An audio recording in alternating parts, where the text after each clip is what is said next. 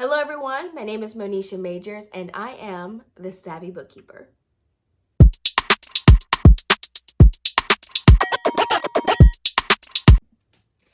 Okay, so this channel I created just to really share and document the process of being a stay-at-home mom as I build my bookkeeping / accounting virtual business. So I am up here either every week or every other week sharing things that I've accomplished, things that are happening that I am building that comes along with building my business, and lessons learned and goals that are coming up rather than near future or later on. So I just want to say this: if you're enjoying the content, look back at the previous videos so you can kind of get my backstory, kind of where I'm coming from and where I'm at to this point. You can watch it in my videos.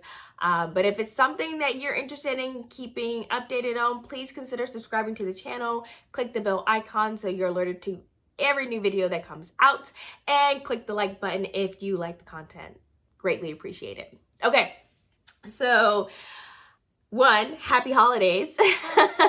We are approaching the New Year's and it's super awesome, and everyone's thinking about their goals and New Year's resolutions, and it got me thinking about my business. So first I'm gonna talk about some of the things that I've accomplished in these last week and a half, 2 weeks, some of the lessons learned around those things, and then my goals, to say them out loud, for this first full official year of being in my business and actually starting to work with clients for the first time. Because although I created my business in August, I had my baby. It was pretty much just getting all the back office stuff together to be ready to take on clients in January. And so I always knew I wasn't taking on any clients until January. And now we are approaching January. So let's jump in.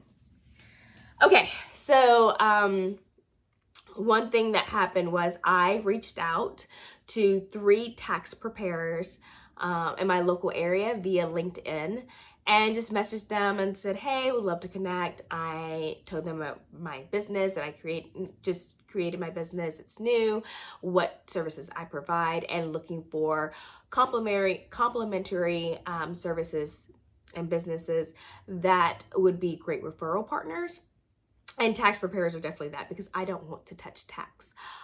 That was by far the class I loathed the most was tax law. And more power for people who love it and get giddy by it, but I'm just not the one. So if I can situate myself in being paired with them, who offer not just tax preparation, but mainly tax planning, which is really where the money, really where will help my future clients. And I believe so strongly in tax planning. I just don't want to be the one to bring it.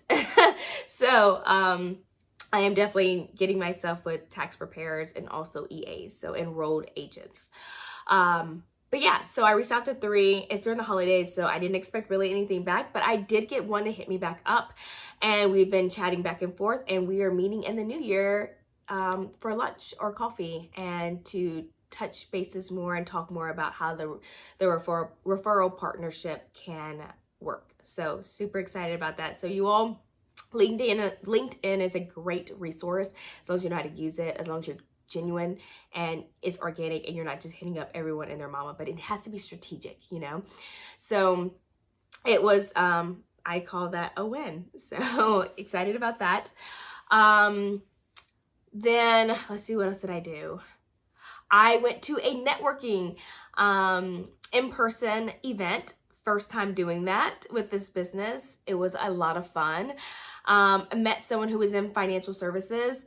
Totally was like, great, we hit it off well, and she's in the local area, of course, so we exchanged business cards and are looking to get together in the new year as well. So that, hopefully that would be a great referral partner as well. And they also had it was my first time attending this particular networking event, and it was free. And they just had a beautiful gift for anyone who came by that day for that particular meeting because of the holidays, and they were doing free headshots. So you all, what an amazing gift. I got a free professional headshot and sent to my email. So I thought that was really cool. I'm just glad I looked nice coming to this event, but that worked out in my favor. So that worked out really nicely. But yeah, it was a cool thing, and I've got some other networking events planned for the new year. But I like to go to Eventbrite. I love utilizing that site. If you don't know about it, check it out. It is amazing. But you can see free and paid for events that are both virtual or in person. So check that out. Perfect for finding networking events or just, meet and greets. So that was the thing. And lesson learned for that though, definitely look into the networking event a little more about their backstory. And the one I went to was at a assisted living facility, and I thought that was a little weird, but it makes sense because most of the businesses that were there, their clientele would be people who reside in assisted living or possibly reside in that. So I definitely need to do more research and a little more homework on the events. And if you don't get as much information on the Eventbrite profile, then start Googling it to figure out a little bit more. It was still a great opportunity. I'm so glad I went. Wouldn't have missed it for the world. I learned a lot. I got a lot out of it, and it boosted my confidence. But going forward, I'm definitely going to do more homework to make sure that it makes sense to go to get referrals or potential clients. All right. Last but not least, I had my first official consultation with the business that is in Georgia. It was awesome. I'm so excited for them. They are definitely hitting huge growth in such a short period of time.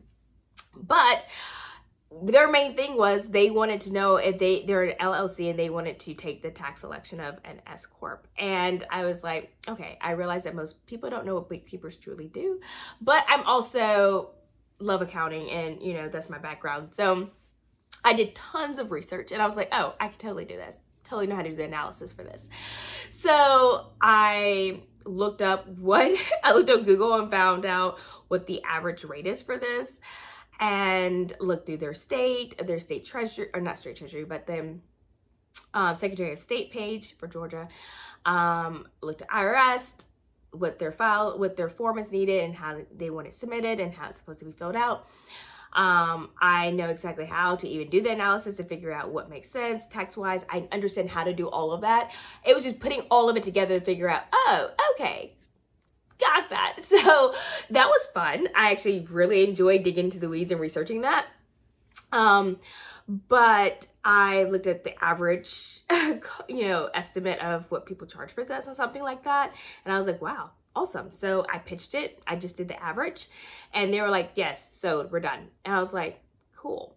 So, that was a definite confidence booster. And, I also am going to talk to them about bookkeeping services as well, and they're also interested in that. So that is automatically a client in the new year for the S Corp election or analysis and recommendation, and then they want to move forward the formation of it, but potentially bookkeeping as well. So super excited about that, and also added something else to my wheelhouse that I will start putting a part of my ongoing services. So I'm actually really excited about that. So yeah, I just opened the door for more services that I actually enjoy doing and didn't know I would enjoy doing it. So that's been cool. So anyways, that is everything that has transpired in the last week or two. It's been awesome. Going forward, what do I want to do within this new year for this business? One, I want to, I have a certain number of bookkeeping clients I want to keep on a monthly basis. I want about 5 to 7 ongoing monthly bookkeeping clients. So I can still not to the point where I'm not working so much each week still. Because as a stay-at-home mom, my priority are definitely still my boys. I want to get to a point where either by the end of this year or by next year, I would have hired on a virtual assistant to help me out with more of the menial type task, and also bring on another bookkeeper. So I already have that person in mind. We went to college together and in our major together, best friend, just became a stay-at-home mom. She's been working for one of the big companies for all this time, and now it's like, okay, being home with her new baby girl. So it was just perfect timing, and she's totally on board. So I want to build the business up to the point where it makes sense to hire her on. So that is what I'm looking at. I don't know if it will be in this first year. This first year is going to be really testing things out and figuring out what is the market, what makes sense, what doesn't make sense. A lot of lessons learned in pricing. There's a lot of up and down, even a little anxiety around pricing. But then I think I just got to a point where it's like, Google, figure it out, have a gut feeling, throw it out there. If they say no, there's always a way we can go back and forth, or it's just not a good fit. If they say yes immediately, then it's like, okay, maybe need to up it a little bit. But I don't have to up it right now, because it's just, I'm getting paid to get experience in areas that I may theoretically know about or learned about, but never actually put my hands to yet. So for me, it's still a win-win. I don't know. That's just my take on it.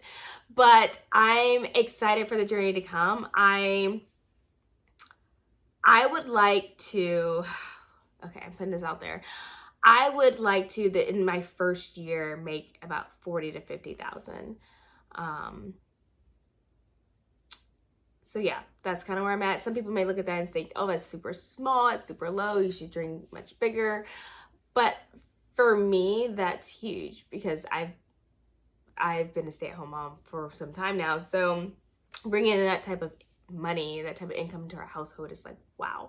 Now, and then for being the first year of business, I'm actually very happy about that. I'm not one that, I believe in treating people like I want to be treated, and running a business with my values in mind. And one of those is integrity. And I don't care to nickel and dime my clients. I want to help them. I want to bring value.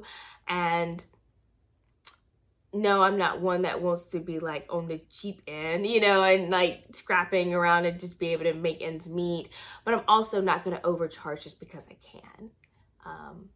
That's just not how I want to do business, and to each their own, but that's just how I feel. So, but yeah, I'm excited. And if it goes beyond that, cool. If it's below that, it's okay. I'm still learning, and we'll figure it out, right? So that's kind of where I'm at. So backing that up, I also would like to create live trainings for understanding QuickBooks Online, and having those live trainings be paid for. I also want to do some speaking engagements. I absolutely love speaking. And I also would like to do some free events to try to get some more clients in that would like to look at changing their tax elections, and actually doing that for them, because I'm really enjoying that. So that's kind of what I'm looking at right now. I'm just kind of thinking through what makes sense going into this new year, and what I want to put my hands to, and knowing that I don't have all the time in the world, so I need to be very strategic and efficient at what I do put my hands to. I cannot, and it needs to be directly attached to making income, making profits, right? Increasing my profits. So that is what I have. I'm super excited. Please, if you are starting a business, or a bookkeeping business, or any other type of business for that matter, please put down below. I would love to hear in the comment section, what goals do you have for your small business in the 2023 new year? So I'd love for us to just share, be there to support one another and encourage one another. And I don't know, just be each other's family in this, right? So that's all I have. I hope this finds you all well, and I hope that you enjoy your New Year's. Until next time, take care. Bye.